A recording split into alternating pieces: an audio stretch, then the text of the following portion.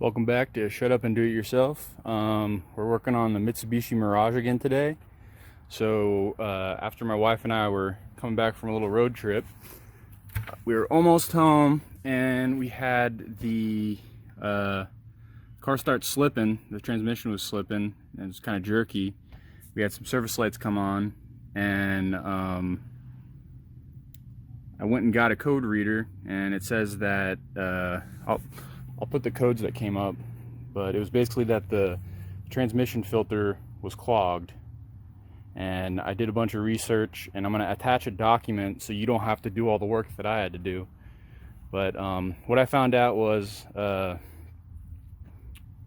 Mitsubishi Mirage has two filters. There's a filter in the drain pan, and there's another filter, a cartridge filter, that's in here on the side. You have to get it from the bottom. In the forums they said to take out this inner panel right here, and it makes it easier to access, but I haven't gotten to that point yet. I learned that this is a CVT transmission, which I wasn't aware of, and that has its own list of quirks and problems. But so far I've drained the fluid that was in the pan. The transmission actually holds a little over 7 quarts, but you can only get about 3 quarts whenever you drain it. So the way it works is you drain however much you get out. I'm gonna measure it in an old oil jug. I'm gonna put that exact amount back in, and you have to do that. So you do it once, and you get 3 quarts of fresh oil into that 7 quart capacity. And then I'm gonna drive it around a bit, mix it up, and then I'm gonna drop the pan, change the filter, and then put another 3 fresh quarts in. And that's just how you do it. You can't change it all unless you're gonna like use about 20 gallons. Some guy on one of the forums did the math, and in order to get like 99% of the transmission fluid clean, you'd have to use a ridiculous amount, and it would be pretty expensive. I'm not using the manufacturing spec stuff. I'm going to use this stuff I got off of Amazon. It was extremely cheap, much cheaper than the other stuff. It was like almost $20 a quart, something like that for the Mitsubishi spec stuff. But everyone on the forum says they just use whatever CVT fluid matches the specs of the vehicle, which that matched the spec for me. I'll put the part numbers for the filters. There's the pan filter, cartridge filter. There's a gasket for the cartridge filter, and then what was the other thing I ordered? Oh, the pan gasket. And hopefully I got the right one, because I'm not completely sure about that. I'll put the links for the part number for that. Another thing I found on the forums is if you get Mitsubishi spec stuff, it's going to be way more expensive and it's way harder to find. But there's other vehicles that Nissan, I think Chevy Spark they mentioned, also had the same kind of transmission, and a lot of the parts are interchangeable.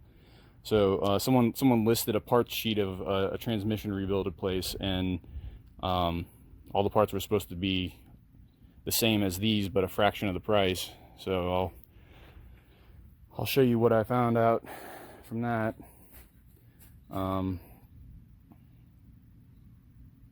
And I'm gonna go ahead and I drained it. I'm gonna dump this into an oil jug, measure it out, and then put that exact amount from one of those jugs I just showed you back into the transmission. I'm gonna drive it around, because you have to get it cycled through the transmission, and then I'm gonna come back, drain it again, drop the pan, change the filters. So I'm gonna go ahead and do that now. Okay, so I just emptied out all the gear oil and I jacked up the back. I don't know if you can see this, but you see how the plug's right there? It's not the lowest point, so what I did was I jacked up the back of the car to try to get as much out as I could, and it said normally that whenever you empty it, it gets about 2.6 quarts, and I was able to get all the way up to 3. So I'm gonna go ahead and mark that, dump it out, fill up exactly that much CVT fluid, and then put that back into the transmission and then drive it around.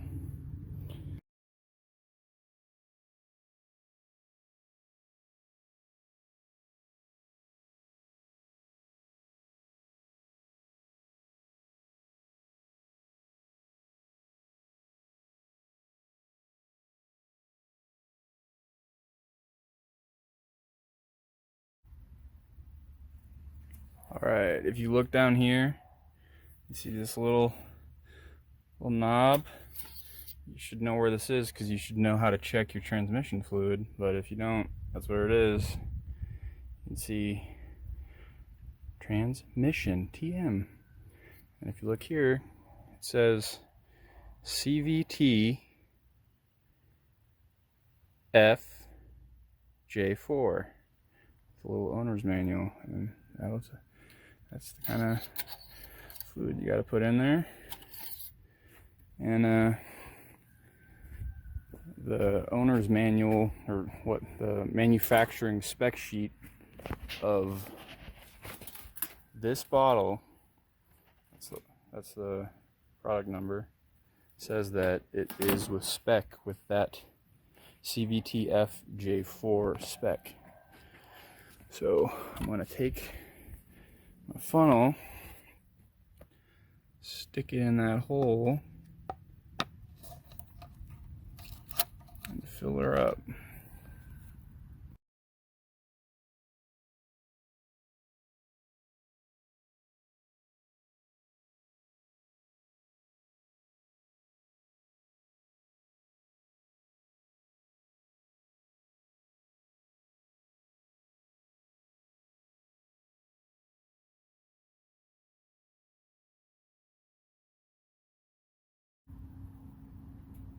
Okay, now since I've changed 3 quarts, I'm going to let this thing cool off. I changed the 3 quarts, took it for a test drive. They're about 15 miles on the highway. You got to mix all that fluid around. So now that I've done that, I'm going to let it cool off, and then I'm going to re-drain it again. I'm going to drop the pan, change the pan gasket and the pan filter, which is a screen filter that you just pull out, and then I'm also going to change the cartridge filter, which is on the driver's side of the transmission. You can probably barely see it. I'm gonna have to take off the wheel well cover, take the wheel off too to get to it. It's right there. Got to change that. I have an O-ring for that. That the forum said that whenever you change it, it's typically bad, so you can't reuse the old one, or you probably don't want to. So I have one of those, and so after I change the filter, pan gasket, cartridge filter, cartridge O-ring, and I reassemble all that, I'm going to add another 3 quarts, and then hopefully everything will work out and be good and fixed.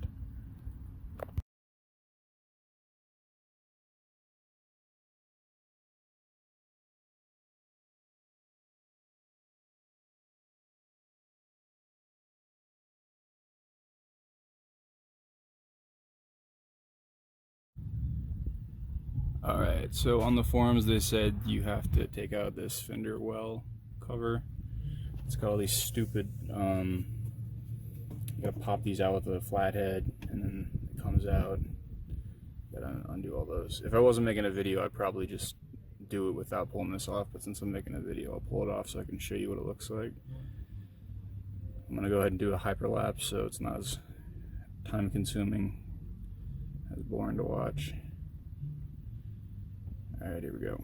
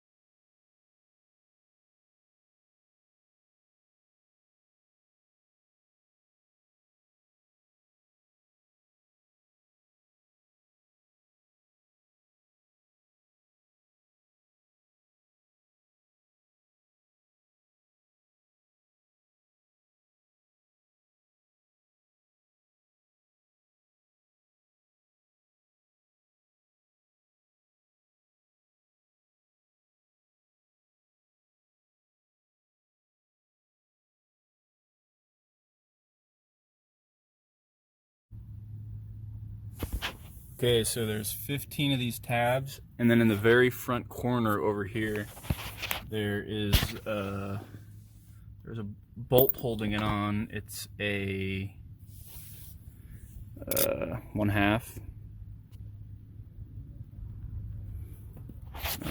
You can see that's the cartridge filter right there. You have this bolt, and then it should twist to the left and pull straight out. It's still pretty hot. I'm still waiting for this thing to cool off. Okay, so probably gonna do that after I do the pan. I found that the pan bolts are 10 millimeter. You gotta go all the way around. I'm gonna drain it first, obviously. Drain whatever's in the pan. Take all the bolts out.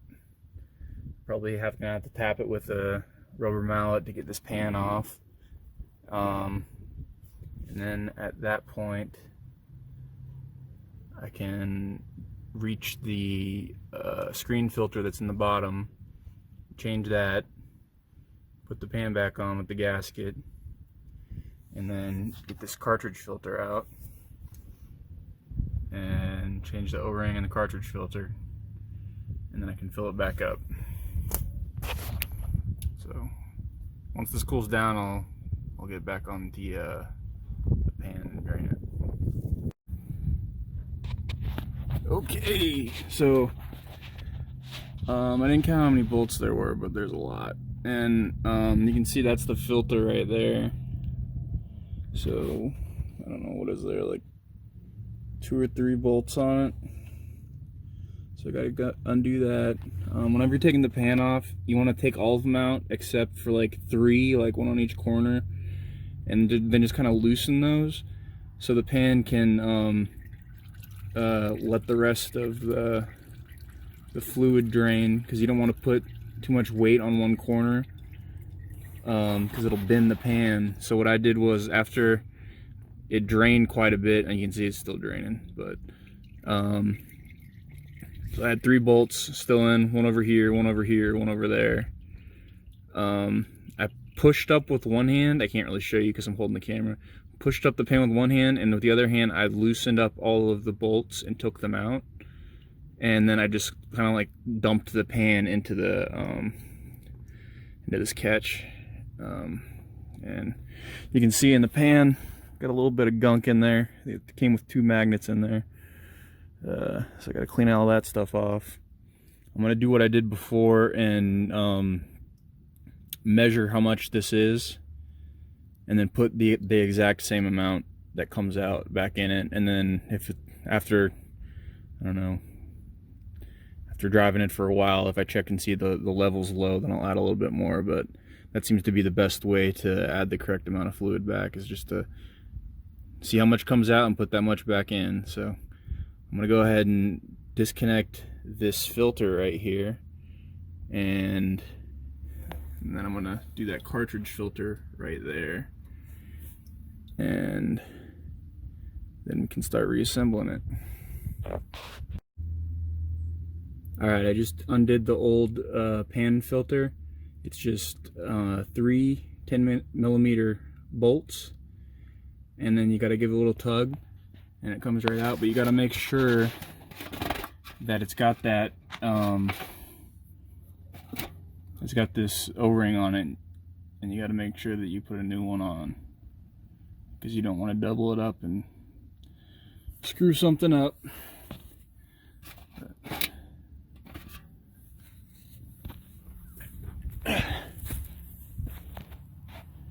This is the new one. I'm gonna install that now. I'm gonna put a little bit of this CVT fluid on that O-ring, just kind of lube it up a little bit, make sure it's nice and wet, and then I'm gonna install it. Also, I think I'm gonna put a little Loctite on those bolts, because I just do not want them to back out. Alright, I removed the bolt that was holding it on, and now for my instructions, I believe you're just supposed to turn it left, and it should just come out. It's wiggling a little. It's wiggling a little. It doesn't want to turn. Let me see if I just give it a little bit of something.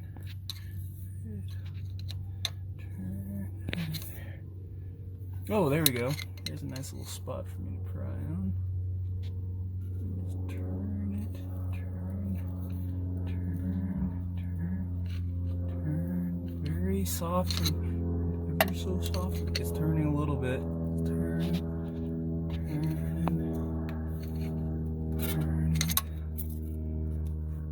Oh, there we go. There we go. That's what Daddy likes.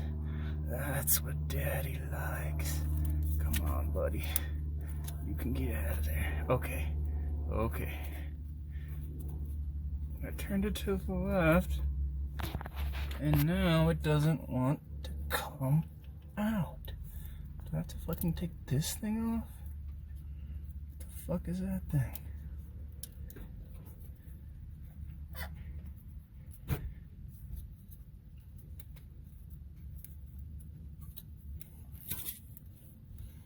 It's wiggling.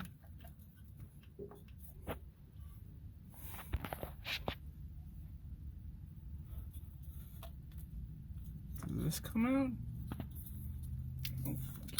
This wasn't in the instructions.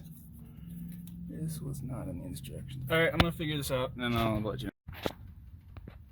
Alright, alright, alright. It looks like you don't have to take out this ridiculous plug that's very hard to remove. You just gotta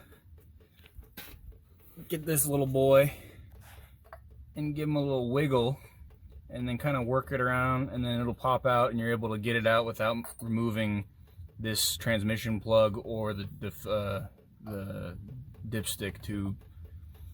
So that is a blessing, because I don't want to do that. And here is that dirty filter. Alright, well, I'm gonna clean this up and put the new filter in, and one step closer to being done.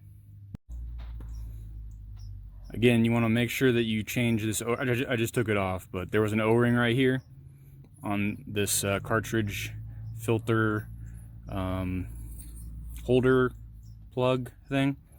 you want to make sure that you have that and you replace that, because the one I just took off, it was dry rotted and it would definitely break very soon, and you would not want to do this all over again. So make sure you replace that. I'm going to coat this new O-ring with CVT fluid to make sure it's wet so it doesn't get dry, and I'm going to reinstall that right now. Alright, right now I'm trusting the forum post pretty much with my life. The O-ring was loose around this groove. It didn't fit in there snug.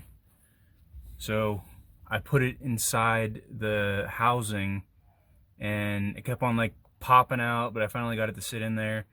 This doesn't seem like it's gonna work, but I'm gonna trust that the forum knew what they were talking about, and they got the information for these parts from a mechanic, or from a transmission rebuild shop, and these are the parts they order when they rebuild this transmission. So I really hope that this is the right thing and I'm not wasting my time right now. But I put it in there, and I've already fitted in there and it fits. It's kind of like loose, I don't know, it just doesn't feel very taut. It doesn't feel like the seals are like touching correctly, but I'm gonna just pray and hope that this is how it's supposed to be and that everything's okay. See, it's kind of loose. I'm gonna put some I guess I could do it right here.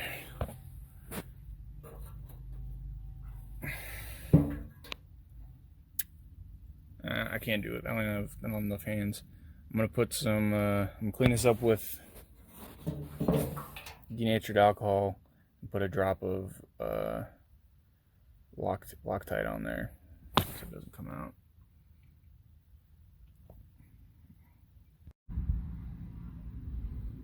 Okay, I've cleaned both the mating surfaces on the pan and the bottom of the transmission with denatured alcohol, nice and clean. I'm going to paint a little bit of RTV on the pan to stick the gasket to it. I'm not going to put any on the transmission, just on the pan. And hopefully everything works out great. Alright, don't mind the sirens. I live next to the fire department. So I got the pan up there. Whenever I did it, held it up with one hand, put in a couple bolts, and then slowly added more bolts to where I could let it go. And then once I got it pretty well secured, I would like skip back and forth and tighten them up, and then I would just like a little bit at a time, just do a little bit more all the way around, so it had a nice even press against the gasket. And one thing left is to put fluid in, and that'll be done. We can see if this little lady holds the fluid correctly. She better, or I'm gonna beat her. Just kidding. That was a joke. Alright, I'm gonna put those 4 quarts that I took out back in, and then I'll give it a start and see what happens. Alright, I'm not gonna show you doing this because it's kind of pointless. This is the 4 quarts that I took out, this is the amount that I took out. This is new, the new fluid that I'm putting back in, but I measured it out in this. You can see the first one, second one. I'm gonna dump it in there, and that should be done. Hopefully I don't need to make any more videos of this stupid car. But I'm not gonna show you because it's too hard to hold the camera and dump this at the same time. But that's it. One thing I forgot to mention is you should probably take this wheel well out because there was a literal pile of shit inside this thing. And I'm sure that would have rusted out if it was left too long. Oh, there's no light. Yeah, see, there's the door, or door well. You can see there's all kinds of stuff in here. I think it fell down through that, through the window screen, like under the windshield. But you don't want that sitting in there because that will rust. I don't know how this thing hasn't rusted yet because it's so new, but yeah, that's not good. But everything's good. Nothing seems to be leaking. And I'm gonna go ahead and sign off and say, stay tuned for another episode of Shut Up and Do It Yourself.